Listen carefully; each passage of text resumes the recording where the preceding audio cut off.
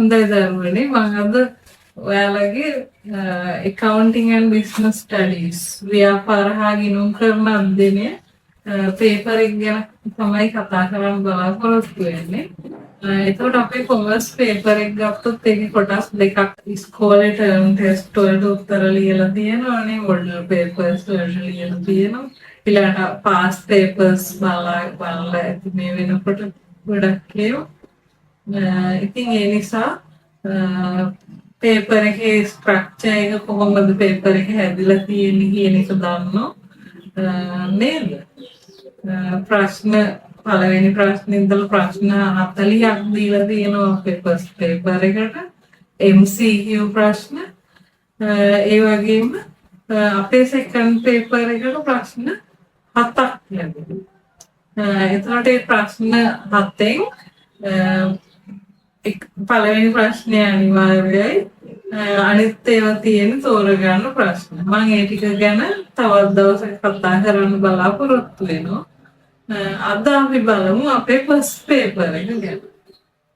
එතකොට මේ විභාගයට ගියාම අනවශ්‍ය ස්ට්‍රෙස් එකක් ගන්න ඕනේ නැහැ. පේපර් එකට ගියාම දැන් අපිට 26 වෙනිදා මාර්තු මාසේ 26 වෙනිදා තමයි අපේ business and accounting studies paper 1 and 2 දෙකම තියෙන්නේ. එතකොට ඔයාලට ලැබෙනවා පැය 3යි විනාඩි 10ක කාලයක් නේ. 10 minutes හම්බ වෙනවනේ අමතර කාලයක් විදියට. එතකොට ඒක දීලා තියෙන අතරම පේපර් එක කියවන්න. ඒක ගොඩක් අදාළ වෙන්නේ අපේ සෙකන්ඩ් පේපර් එක. මොකද ෆස්ට් පේපර් එක අපිට ප්‍රශ්න 40ක් තියෙනවා, කෙටි ප්‍රශ්න. ඊළඟට උත්තර 4 ගාන තියෙනෝනේ. ඒක කියවුවා කියලා අපිට එකපාරටම මතක හිටින්නේ නැහැ. ඒ නිසා ඔයාලට ෆස්ට් පේපර් එක ලැබුණු ගමන්ම ඔයාලා කරන්න ඕන ඒකේ ප්‍රශ්න 40ම ඔයාලට ලැබිලා තියෙනවද කියලා බලන්න. ඉතින්ලම කොළ දෙකක් තියෙන්න පුළුවන් නේ. ඒ නිසා චෙක් කරලා බලන්න questions 40ම ඔයාලට ලැබිලාද. ඊට පස්සේ ඔයාලට ඒකම ලැබෙනවා. ඒක මුලින් දෙනවා ගොඩක් වෙලාවට අපේ කොටු කොලේනේ ෆස්ට් පේපර් එකට උත්තර මාක් කරන කොලේ. එතකොට ඒකේ අපෙන් අහලා තියෙනවා ඉන්ෆෝමේෂන් කීපයක් නේ.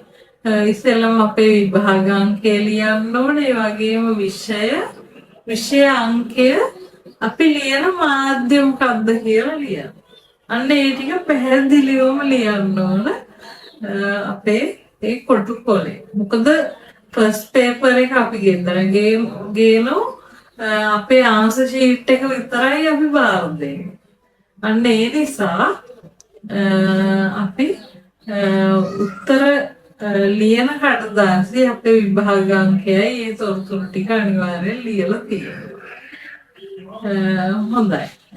එතකොට අපි අපේ පේපර් එකේ ඊළඟට අපි කරන්න ඕන දැන් ඔයා සමහර වෙලාවට හිතෙන්න පුළුවන් ඔයාට accounts කොටස ලේසි කියලා නේ.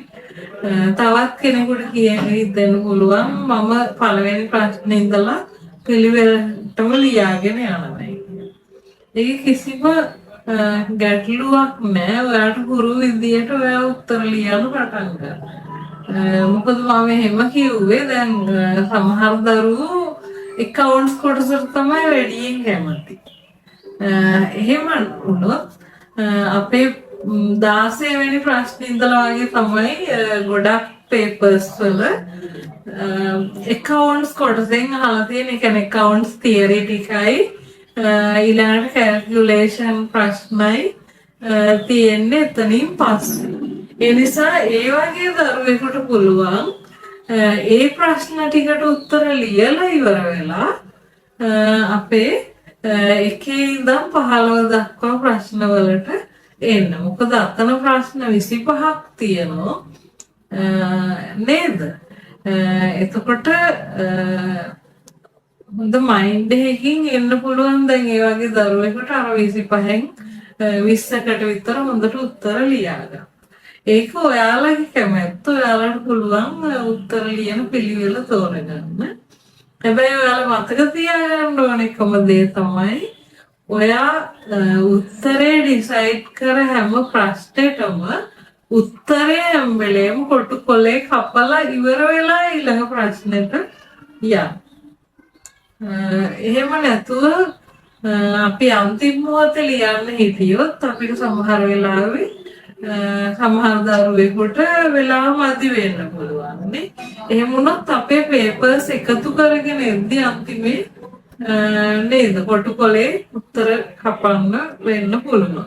එහෙම වුණොත් අපිට අංක පිළිවෙල මාරු වුණොත් උත්තර මාරු වෙලා යන්න පුළුවන්. ඒකයි මම කිව්වේ උත්තරේ ලියලම ඊළඟ ප්‍රශ්නෙට යන්න කියලා. හොඳයි.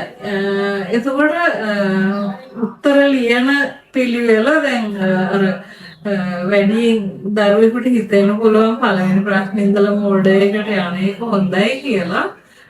එතකොට මගෙත් අදහස ඒක තමයි. නමුත් අර මම කිව්වේ අර කවුන්ට්ස් වලින් වැඩියෙන් ලකුණු ගන්න බලාගෙන ඉන්න දරුවෙකුට අර ක්‍රමෙ හොඳයි. එතකොට අපි පළවෙනි ප්‍රශ්නේ ඉඳලා ගියොත් පේපර් එකේ පළවෙනි ප්‍රශ්න පහට දීලා තියෙන්නේ ඉස්සෙල්ලාම කේස් ස්ටඩි එකක් දීලා ඒක කියවලා තමයි පළවෙනි ප්‍රශ්න පහට උත්තර ලියන්න තියෙන්නේ. එතකොට ඒකට අදාළ වෙන්නේ අපේ 10 පොතේ තියෙන පළවෙනි පාඩම් 3යි 11 පොතේ තියෙන පළවෙනි පාඩම් 3යි නේ. ඔය කියන්නේ තියරි පාඩම් ටික. ඒවයින් තමයි අහලා තියෙන්නේ. එතකොට අපේ පළවෙනිම ප්‍රශ්නය ගොඩක් වෙලාවටම අහලා තියෙන්නේ පහුගිය අවුරුදු 5ේම අවශ්‍යතා වුවමනා කියන කොටසේ. අපි 2023 පේපර් එකේ අර බුරුවෙල්ල විද්‍යාලය ගැන දීලා තියෙන කේස් ස්ටඩි එකේ පළවෙනි ප්‍රශ්නේ අහලා තියෙන සිද්ධියේ දැක්වෙන අවශ්‍යතාවයක් හා උවමනාවක් වන්නේ කියලා. ඒකට අපි පැහැදිලිව මේක කියවනකොටම අපිට අයිඩියා එක එන්න ඕන මේකෙන් කියලා තියෙන අවශ්‍යතාවය මොකක්ද කියලා නේ. අපි දැන් සමහර මේ කේස් ස්ටඩි වල දැන් අපි හිතන අවශ්‍යතාවයත් එක්ක තවත් ඒ කියන්නේ ආයතන දෙකක් එකට මික්ස් කරලා අපිට දෙන්න පුළුවන්. ඒ දෙකේම අවශ්‍යතාව දෙක එතකොට අපිට මයින්ඩ් එකට එනවා. ඒ නිසා දැන් අපි කියවලා හොඳට බලන්න ඕන මොන ව්‍යාපාර සංවිධානයේද මිනිස් අවශ්‍යතාවය අහලා තියෙන්නේ කියලා. හොඳයි. ඊළඟට 2, 3, 4, 5 කියන ප්‍රශ්න අහන්නේ සමහරවිට නිෂ්පාදන සාධක ගැන වෙන්න පුළුවන්. භූමිය, ශ්‍රමය, ප්‍රාග්ධනය, ව්‍යවසායකත්වය.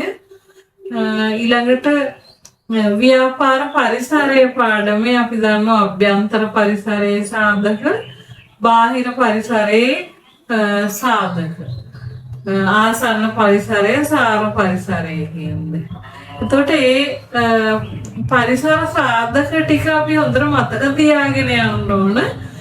මොකද එහෙම වුණොත් තමයි අපිට දැන් අපෙන් අහලා තිබුණොත් ව්‍යාපාරයක් දීලා ඒකේ අභ්‍යන්තර පරිසර සාධකයක් වන්නේ.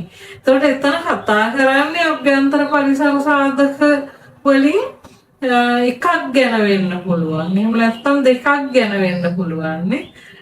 එතකොට අපිට පුළුවන් වෙන්න ඕන මේ අභ්‍යන්තර පරිසරයේ සාධක ටික හරියටම වෙන් කරලා අයිතිකරුවන්, කළමනාකරුවන්, සේවකයන් කියන පාර්ශව තුනෙන් එකක් තමයි අපෙන් අහන්නේ.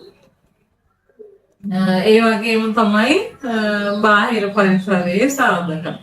එහෙනම් ඒ සාධක ටික ඔයාලා අනිවාර්යයෙන්ම මතක තියාගන්න ඕන. ඊළඟට අපේ 4 වෙනි 5 වෙනි වගේ ප්‍රශ්නවලට යනකොට ව්‍යාපාර සංවිධාන පාඩමේ අහලා තියෙන්න පුළුවන් මේ ඒ ව්‍යාපාරේ දැන් අපිට දීලා තියෙන කේස් ස්ටඩි එකේ සඳහන් කරලා තියෙන ව්‍යාපාර සංවිධාන වර්ගය මොකක්ද කියලා නේ. දැන් කේවල ස්වාමි ව්‍යාපාරයක්ද, හවුල් ව්‍යාපාරයක්ද, එහෙම නැත්නම් සමාගමක් ගැනද කියලා. දැන් පහුගිය අවුරුදු 5ෙම අපිට දීලා තියෙන්නේ කේවල ස්වාමි ව්‍යාපාර. තව සමහර වෙලාවට දීලා තියෙනවා රාජ්‍ය අංශයේ ව්‍යාපාර. දැන් අර පාසල ගුරුවෙල්ල විද්‍යාලයේ උදාහරණය ගත්තොත් ඒකේ පාසලක් තමයි දීලා තියෙන්නේ. එතකොට ඒ විදිහට අපිට තෝරගන්න ඕන. දැන් මේකෙදි කරන්න තියෙන හොඳම වැඩේ තමයි කේස් ස්ටඩි එක කියවද්දිම ඒකේ ව්‍යාපාර සංවිධාන තියෙන ඒවා අන්ඩර්ලයින් කරගෙන යන්න ඕන. යටින් ඉරක් ඇඳගෙන යන්න ඕන අපි මේ ව්‍යාපාර සංවිධාන. ඊළඟට අභ්‍යන්තර පරිසර සාධක තියෙනවා නම්, බාහිර පරිසර සාධක තියෙනවා නම් අන්නේ වචන වලට යටින් ඉරි ඇඳගෙන ගියා නම් ඔයාලට ගොඩක් ක්ලේසි ප්‍රශ්න වලට උත්තර හොයාගන්න. හොඳයි. ඊළඟට අපේ 6 වෙනි ප්‍රශ්නේ ඉඳලා 15 වෙනි ප්‍රශ්නය වෙනකම් අහන්නේ අපේ 10 11 පොතේ තියෙන පළවෙනි පාඩම් තුනේ. කියන්නේ 10ත් අපි තියරි පාඩම් 3ක් ඉගෙන ගන්නවා. 11ත් තියරි පාඩම් 3ක් ඉගෙන ගන්නවා. එතකොට අන්නේ ටිකෙන් තමයි ওই ප්‍රශ්න 9 හෝ 10 අපෙන් අහලා තියෙන්නේ. එතකොට අපි මතක් කරගන්න ඕන ව්‍යාපාර පසුබිම, ව්‍යාපාර පරිසරය, ව්‍යාපාර සංවිධාන පාඩමේ තියෙන කොටස්. ඒ වගේම අපේ 11 පොතේ තියෙන වෙළඳාම හා උපකාරක සේවා පාඩම. එතකොට එතන තියෙන උපකාරක සේවා ටික අපේ ප්‍රවාහනය, රක්ෂණය, සංනිවේදනය ඒ ටික.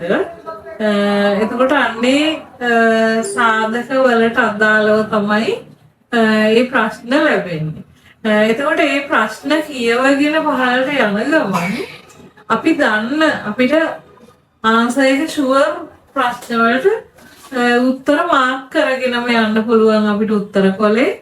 එහෙම නැති ප්‍රශ්නයක් අපිට පුළුවන් රවුම් කරලා හරි එහෙම නැත්නම් කතිරේකින් හරි අපේ පේපර් එකේ මාක් කරගෙන යන්න. මොකද අපි ප්‍රශ්න 40ම කියවුවට පස්සේ අපිට පුළුවන් ආයි මුලට එන්න. එතකොට අපි උඩ ඉඳලා ආයි බලාගෙන යනකොට අපිට මතක් වෙනවා අපි මේ ක්වෙස්චන් එකට ආන්සර් එකක් මාක් කරේ නෑ නේ කියලා. අනේ එතකොට අපිට පුළුවන් ආයෙත් මේ ප්‍රශ්නේ කියවලා ඒකට උත්තරයක් ලියලා ඉවර වෙලා යන්න. හොඳයි. ඊළඟට අපේ මම 15 වෙනි 16 වෙනි ප්‍රශ්නේ දක්වා තමයි ඔය කිව්වේ. ඊළඟට අපේ දැන් 2023 පේපර් එක ගත්තොත් 16 වෙනි ප්‍රශ්නේ ඉඳලා 35 වෙනි ප්‍රශ්නය වෙනකම් ඒ කොටස අපිට ලැබිලා තියෙන්නේ accounts වල පොඩි calculations එක්ක තියරි ප්‍රශ්නයි ඔක්කොම. දැන් අපේ accounts වල හැම පාඩමෙම තියෙනවා තියරි කොටසක් නේ. දැන් උදාහරණයක් විදිහට අපේ 4 වෙනි පාඩම ගත්තොත් 10 පොතේ ගිණුම් කරන්නේ යන කුමක්ද කියන ප්‍රශ්නයට අපිට උත්තරයක් දෙන්න පුළුවන්. එතකොට අන්න ඒ වගේ කොටස් වලින් ඒ වගේම වත්කම්, වගකීම්, ආදායම්, වියදම්, හිමිකම් ඒ කොටස් වලින් අහන්න පුළුවන්. ඒවයි නිර්වචන තියෙනෝනේ. ඒ නිර්වචන වලින් ප්‍රශ්න අහලා තියෙන්න පුළුවන්. ඊට අමතරව ඊට එහාට ගියාම අපිට පේනවා සමහර ගනුදෙනු දීලා ඒ වාර්තා කරන මූලික සටහන් පොත මොකක්ද කියලා අහලා තියෙනවා. ඊට අමතරව ගනුදෙනුවකට අදාළ මූලාශ්‍ර ලේඛනය මොකක්ද කියලා නේ, source documents මොනවද කියලා අහලා තියෙන්න පුළුවන්. එහෙමනම් අපිට අන්නේ ප්‍රශ්න ටික ටාගට් කරලා පුළුවන් අපිට ආයෙත් බලා ගන්න මූලික සටහන් පොත් ටික මොනවද කියන එක. ඊට අමතරව ඒ මූලික සටහන් පොත් වලට අපි පාවිච්චි කරන මූලාශ්‍ර ලේඛන මොනවද, ඊට රෆ්ලි අපිට මතක තියාගන්න පුළුවන් මෙන්න මේ වගේ ට්‍රාන්සැක්ෂන්ස් තමයි අපේ මේ මූලික සටහන් පොත්වල වාර්තා කරන්න කියලා. එතකොට අපිට ටක් ගාලා පේපර් එකේ තියෙන ගනුදෙනුව දැක්කම මතක් වෙනවා මේක ලියන්න ඕන මූලික සටහන් පොත මොකක්ද මේකට අදාළ වෙන මූලාශ්‍ර ලේඛනය මොකක්ද කියලා. එහෙම නැවත අපි විභාගෙට ඉස්සෙල්ලා දවසේ අර අපේ 10 පොතේ ටේබල් එකක් තියෙනවා ඒ ටික සමරි කරලා අන්නේ ටේබල් එක ලයික් කරයක් බලාගත්තා නම් හොඳයි. විභාගෙට කියන්නේ අපි 26 වෙනිදා විභාගෙට යන්නේ ඉස්සෙල්ලා දවසේ. ඒවලට යනකොට මම අවුරුදු කීපයකම දැක්කා 32 ඉඳලා 35 වෙනකම් ප්‍රශ්න. ඒ කියන්නේ ප්‍රශ්න 3ක් වගේ 35 වෙනි ප්‍රශ්නයට කලින් ප්‍රශ්න 3ක් වගේ අපේ 11 පොතේ නිෂ්පාදන පිරිවැය ලේඛන පාඩම ටාගට් කරගෙන අහලා තියෙනවා. එතකොට අපි නිෂ්පාදන පිරිවැයේ මූලික අංග මොනවද ඊළඟ නිෂ්පාදන පිරිවැය හදන්නේ කොහොමද ප්‍රාථමික පිරිවැයට අදාළ වෙන්නේ මොනවද පොදු කාර්ය පිරිවැයට අදාළ වෙන්නේ මොනවද කියන එක බලා ගන්න ඕන. එතකොට අපිට පුළුවන් අපිට අග්ගාලා ඒක දීලා තියෙන අයිටම් එකක් දැක්කම මේක අදාළ වෙන්නේ ප්‍රාථමික පිරිවැයටද එහෙම නැත්නම් ඒ ප්‍රාථමික පිරිවැයත් අපි දන්නෝ ඍජු ද්‍රව්‍ය ඍජු ශ්‍රමය ඍජු වෙනත් වියදම් විදියට වර්ග කරලා තියෙනවා. අන්න ඒ වයින් මොනවටද යන්නේ කියන්නේ.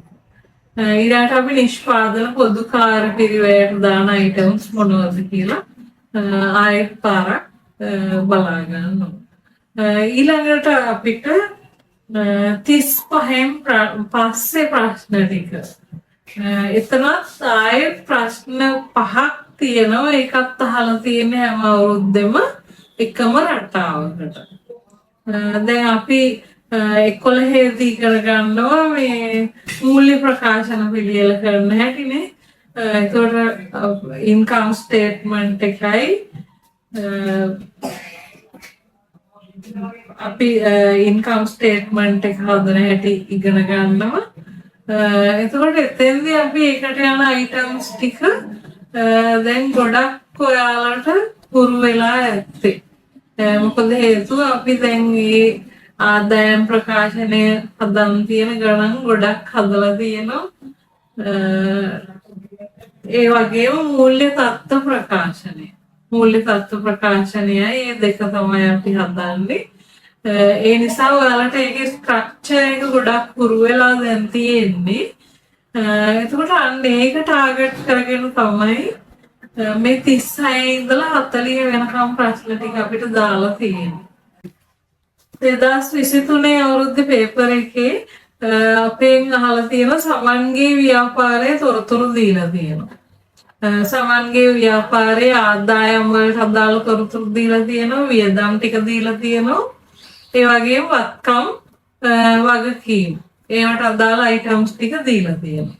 ඊට පස්සේ අපෙන් අහලා තියෙන ප්‍රශ්න මුළු වත්කම් ප්‍රමාණය කොච්චරක්ද කියලා මුළු වගකීම් ඊට අමතරව දැන් අපිට මේ ප්‍රශ්නේදී අතිරේක තොරතුරු කීපයකුත් දීලා තියෙනවා.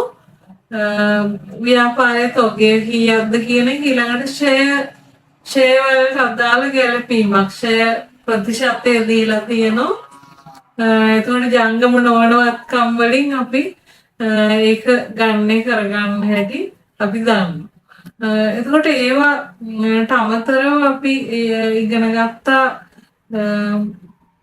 මූල්‍ය ප්‍රකාශන වලට අදාළ ගැලපුම් සටහන් පාඩමේදී උපචිත වියදම් කලින් ගෙවූ වියදම් මේ වගේම කලින් ලද ආදායම් ලැබිය යුතු ආදායම් ඒ කොටස් ටික ඊට අමතරව ෂෙයා ගැලපීමනේ අන්න ඒ කොටස් වලට අදාළ තොරතුරු ඒ කියන්නේ මොනවා හරි දැන් උපචිත වියදමක් දෙනවා.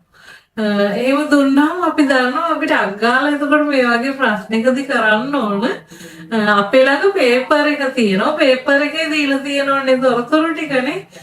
දැන් අපි හිතමු සේවක වැටුප් කියලානේ 23 ප්‍රශ්නේ අපි අහලා තියෙනවා සේවක වැටුප් ගැන. එතකොට සේවක වැටුප් වලට අදාළ උඩ දීලා තියෙන තොරතුරු වලට අමතරව දීලා තියෙනවා උපචිත සේවක වැටුපක් තියෙනවා කියලා.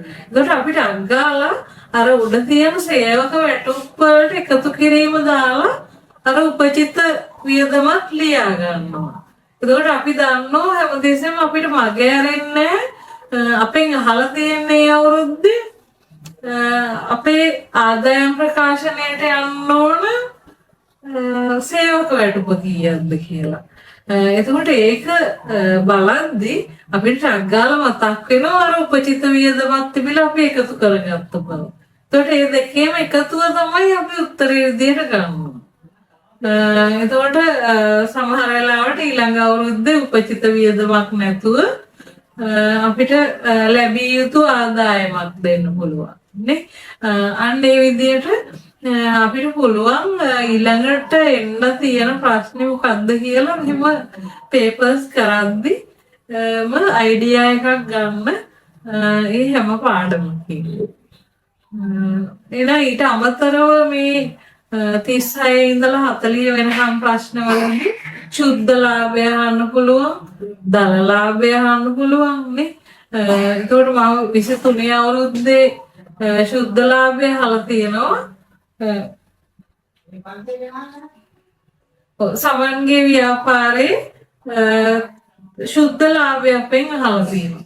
ඒකට ශුද්ධ ලාභය අහලා තියෙන නිසා ඊළඟ අවුරුද්දේ දල ලාභය අහන්නත් පුළුවන්. එහෙම නැත්නම් ශුද්ධ ලාභයම නැවත අහන්නත් පුළුවන් නේ. ඒකට අපි දන්නවා මේ ප්‍රශ්න රටාවක් අනුව තමයි අහලා තියෙන්නේ. ඒකට මුළුවත්කම් මුළු හිමිකම් අහලා තියෙනවා. ඊට අමතරව වගකීම් අහන්න පුළුවන්. මුළු වගකීම් ප්‍රමාණය කීයක්ද? එහෙම නැත්නම් ජංගම නොවන වගකීම්, ඒ කියන්නේ අපේ මූල්‍ය තත්ත්ව ප්‍රකාශනයට එන්න ඕන ජංගම වගකීම් කීයක්ද කියන එක. එහෙම නැත්නම් ජංගම නොවන වගකීම් වලට සටහන් කරන්න ඕන අයිතම මොකක්ද කියලා, ඒකේ වටිනාකම කීයක්ද කියලා අහන්න පුළුවන්. එතකොට මේ ප්‍රශ්නෙට උත්තර ලියද්දී, ඒ කියන්නේ 36 ඉඳන් 40ට උත්තර ලියද්දී සමහර දරුවෝ රූල් ගහලා අපේ ආදායම් ප්‍රකාශනයයි මූල්‍ය තත්ත්ව ප්‍රකාශනයයි දෙක හදා ගන්න පුළුවන්. එච්චර එහෙම කරන්න ඕනේ මොකද අපෙන් ඒක බලාපොරොත්තු වෙන්නේ අපිට ඒක හදන්න වෙන්නේ අපි අර අයින් කරන කටුකොලේනේ. එහෙම නැත්නම් අපිට ඒක පේපර් එකේ මෙහෙන් හදන්න පුළුවන්. එච්චර එහෙම ස්ට්‍රක්චර් එකටම හදන්න ඕනේ. අපිට පුළුවන් ආදායම් පැත්තේ, කියන්නේ විකුණුම් වලට අමතරව වෙනත් ආදායම් ටික අපිට වෙනම වෙන් කරගන්න පුළුවන්. ඊළඟට තවත් තැනක ලියා ගන්න පුළුවන් පරිපාලන වියදම් වලට එන වියදම් ටික.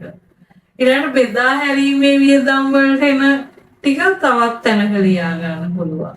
ඊළඟට මූල්‍ය වියදමක් තියෙනවා නම් ඒක වෙනම ලියා ගන්න පුළුවන් නේ. අපි ලියනවා මූල්‍ය වියදම් කියලා කොලේ ලියලා පහළට ඒකට එන අයිටම්ස් ටික ලියාගෙන යන්න පුළුවන්.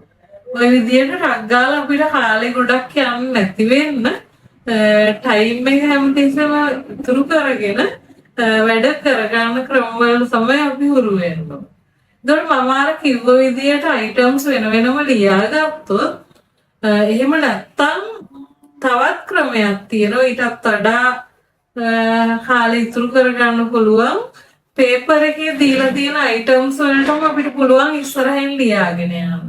පරිපාලන වියදම්, බෙදා හැරීමේ වියදම් නේද? මේ ඊට අමතරව මූල්‍ය වියදම්. ඊළඟට වෙනත් ආදායම් වලට යන එකක් තියෙනවා නම් ඒ විදිහට වෙන් කරගන්න පුළුවන්. එතකොට අපිට හරි පහසුයි. දැන් අපෙන් පරිපාලන වියදම් වල එකතු අහලා තියෙනවා නම් අපි පරිපාලන කියලා අපිට එක අකුරක් දාගෙන යන්න පුළුවන් පයන්න වගේ. ඒ ටික එකතු කරලා අපිට උත්තරේ හදා ගන්න පුළුවන් ටක් ගාලා. ඊළඟට දැන් අපෙන් අහලා තියෙන්න පුළුවන් අන්තිමට දැන් 2023 අවුරුද්දේ අපෙන් අහලා තියෙනවා සමන්ගේ ව්‍යාපාරයේ ශුද්ධ ලාභය කීයක්ද කියලා. ඒතර අපිට ශුද්ධ ලාභය උනස් ටක් ගාලා හදා ගන්න පුළුවන්. මොකද අපේ ළඟ ආදායම් ටික තියෙනවා, වියදම් ටික තියෙනවානේ. ඒතර මේ වියදම් ලියද්දී මම ආයෙත් මතක් කරන්නේ අර උපචිත වියදම් තියෙනවා නම් අපි ඒවා එකතු කරගන්න ඕන. ඒ වගේම කලින් ගෙවූ වියදමක් තියෙනවා නම් ඒක අපි දීලා තියෙන වියදමෙන් අඩු කරගන්නවා. ඊළඟට අපිට ජංගම නොවනවත්කම් ගැන තොරතුරු දීලා ෂෙයා කරන්න ඕන ප්‍රතිශත දීලා තියෙනවා නම් අපි ඒ පර්සන්ටේජ් එකකින් වැඩි කරලා නේද අපි ෂෙයා ප්‍රමාණය හදා ගන්න ඕන. එතකොට ඒ ෂෙයා ටික අපි බලන්න ඕන බෙදා හැරීමේ පිරිවැයද එහෙම නැත්නම් පරිපාලන වියදම් වලට දෙන්නේ කියලා බලලා ඒ අනුව අපි ඒක වර්ග කරගන්න ඕන. ඒ කියන්නේ ඒව මගේ හැරෙන්න පුළුවන් ඔයාලගෙන් එකපාරට සුද්ධ ලාභය අහද්දි ඒව මගේ හැරලා යන උත්තරත් දැන් කියනවාට ඒ වගේ අයිටම්ස් මේ දැන් ඔයාලට මගේ හැරෙන්න පුළුවන් අයිටම්ස් නැතුව ඒව සුද්ධ ලාභයත් උත්තර වලට තියෙනවා. ඒ නිසා ඔයාට හිතෙන්න පුළුවන් ඔයා හරියට හැදුවේ කියලා. ඒ වුණාට උත්තරේ වැරදි උත්තරේ තමයි මාක් වෙන්නේ. ඒකට අන්න ඒව ගැන අපි ගොඩක් මේ සැලකිලිමත් වෙන්න ඕන මේ ප්‍රශ්න වලට උත්තර ලියද්දී. ඊළඟට අපි දැන් මම පොදුවේ කිව්වොත් මේ MCQ 40ටම උත්තර ලියන්න ගියාම මේ පොඩ්ඩක්වත් කලබල වෙන්න එපා. එකපාරටම දකින්න උත්තරේට ගහන්න යන්නේ නැතුව මාක් කරන්න යන්නේ නැතුව අපි පොඩ්ඩක් උත්තර හතරම ගැන බලන්න ඕන. ඒ හතරම බලලා තමයි අපිට ආපු මුලින්ම හිතුණු ආපු උත්තරේ මාක් කරන්න වෙන්නේ. පොඩ්ඩක් කලබල වෙන්න එපා. අපිට දීලා තියෙන පැය ඇතුළත මේ ප්‍රශ්න 40ට උත්තර ලියා ගන්න තියෙන්නේ. ඒ නිසා අර දැන් ඔයාලට උත්තරේ අමතක වෙන ප්‍රශ්නයක් තියෙනවා. උත්තරේ එකපාරටම ආවේ නැත්තම් ඔයාලට පුළුවන් මේ ප්‍රශ්නේ මගේ හැරලා යන්න. හැබැයි අර මම කිව්වා වගේ ප්‍රශ්නේ මාක් කරගෙන තමයි යන්නේ. ප්‍රශ්නේ පේපර් එකේ මාක් කරගෙන යන්න. එතකොට ඔයාලට ඒක මගේ හැරෙන්නේ අන්තිමට පේපර් එක එකතු කරන්න ඉස්සෙල්ලා ඒකට ඔයා මේකට ගැලපෙයි කියලාම හිතන උත්තරේ හරි මාක් කරන්න පුළුවන්. ඊළඟට තවත් කියන්න දෙයක් තියෙනවා. එක ප්‍රශ්නයකටවත් මේ උත්තර මාක් කරන්න නැතුව උත්තර පොලේ බාර දෙන්න එපා. එමුණොත් අවාසිය වෙන්නේ ඔයාටමයි. ඔයා සමහරලාට ගෙස් කරලා අන්තිමට මාක් කරන උත්තරේ මේකට හරියන්න පුළුවන්. ඒ නිසා දරුවෝ හැම කෙනෙක්ම මතක තියාගන්න මේ හැම උත්තර 40ටම මාක් කරලාද කියලා බලන්න මාක් ෂීට් එක බාර දෙන්න කලින් පේපර් එකට අමුණන්න කලින්. ඊළඟට අනිත් එක තමයි ආයි පේපර් එක දෙන්න ඉස්සෙල්ලා අපි නැවතත් බලන්න ඕන. කියන්නේ අපිට පුළුවන් නම් අපිට වෙලාව ඉතුරුනොත් එහෙම හිතන්න විනාඩි 10ක් විතර ඉතුරුනා නම් අපිට පුළුවන් ආයෙත් මුලින් ඉඳලා ප්‍රශ්නෙත් එක ගිය උත්තරේ මාක් කරලාද කියලා බලාගෙන යන්න. ඊළඟට ඔයා හරි කියලා හිතුව උත්තරේමද මාක් කරලා තියෙන්නේ කියලා බලන්න පුළුවන් නේ. සමහරවිට අපි ඩාන්ස් එකේ ඉතලා සෙකන්ඩ් එක මාක් කරලා තියෙන්න පුළුවන්. එහෙම වුණත් ඔයාලට පුළුවන් ඒක ආයෙත් හදන්න. එහෙම බැලුවොත් ඔන්න ඔය කරුණ ටික තමයි දරුවනේ මට ඔයාලට කියන්න තියෙන්නේ. පොඩ්ඩක්වත් කලබල වෙන්න එපා. 26 වෙනිදාට පේපර් එකට උත්තර ලියන්න ගියාම ඔයාලට ලැබිලා තියෙන කාලේ හොඳටම ඇති. ඔයා දන්නේ නැති ප්‍රශ්න වලට ගොඩක් වෙලා කල්පනා කර ඉන්නේ නැතුව ඔයා දන්න ටික මාක් කරන්න. ඉතින් එහෙම වුණොත් ඔයාලට ඒ දන්නේවට හරියටම උත්තරේ මාක් කරගත්තොත් ඒකත් එක්ක ඔයාලට ඉස්සරහට යන්න පුළුවන්. අනිත් ඒවාට ටිකක් කල්පනා කරලා උත්තර මාක් කරගන්න වෙලාව ඉතුරු කරගන්න පුළුවන්. ඔය හැම දෙයක්ම මතක තියාගෙන දැන් ඔයාලට හරි කෙටි කාලයයි ඉතුරු වෙලා තියෙන්නේ. ඔය උපදේශ අනුව වැඩ කරන්න පේපර්ස් වලට, ඒ කියන්නේ පාස් පේපර්ස් වලට ඒ වගේ මොඩල් පේපර්ස් අරගෙන උත්තර ලියන්න. ඒකම තමයි අපේ ප්‍රැක්ටිස් එක තමයි මේ ෆස්ට් පේපර් එකට ගොඩක් බලපාන්නේ. ඒ නිසා ඒ විදිහට වැඩ කරන්න. ඉතින් මම ඔයාලට ජයෙන් ප්‍රාර්ථනා කරනවා. විභාගයට සාර්ථක උත්තර ලියන්න ශක්තිය ධෛර්යය හැම දරුවෙකුටම ලැබෙන්න කියලා.